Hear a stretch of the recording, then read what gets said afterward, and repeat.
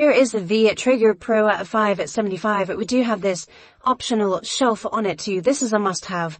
I gotta say, I have used this thing so much. I really, really like that it has this shelf. If you don't have the shelf on it, you really just have this compartment up here for setting, you know, pans on of your meat and everything like that. This has been huge. I have really been happy with this right here. It does fold down, so you can lift it up. It folds down right there. Connects really easily. You just gotta screw it in right there. But yeah, this thing has been awesome to have that shelf on there, so you just set your pan or whatever meat you're cooking and throw it in there. Here's what the inside looks. I've had this thing for about 2 years now, so it does have quite a bit of wear and tear on it. You can see the lid right here. It doesn't look all that great. This is what the inside has been looking like, but I mean, I've had it for a couple of years. Obviously not in the bedroom doing some cooking and everything on here, but now I've been super happy with this thing right here. I love that you can kind of just set it and forget it. We've got our smokestack right up here.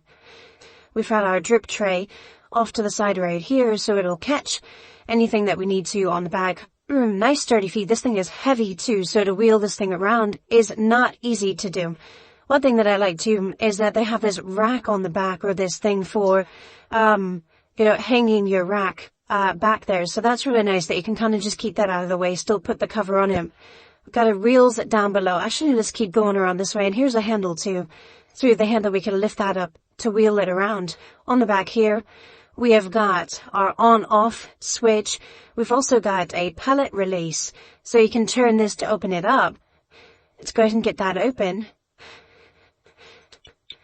So that'll open up. And the cool thing is, this is a magnet on top, so put it right there. It's going to stick up there, and then we can empty out our pellets right there. Now, it doesn't get all the pellets. I actually just did an empty not too long ago, and there are still some pellets down there in the auger. Can't get this out unless you know, maybe vacuum them out or something like that. But here are the controls on front. If you are not familiar with Traegers, they do have to be plugged in. So the plug is down here on the bottom. Comes to the bottom right there. So that is the plug, and then I just drape mine over when I'm not using it right there. We also have a temperature probe that you can put in.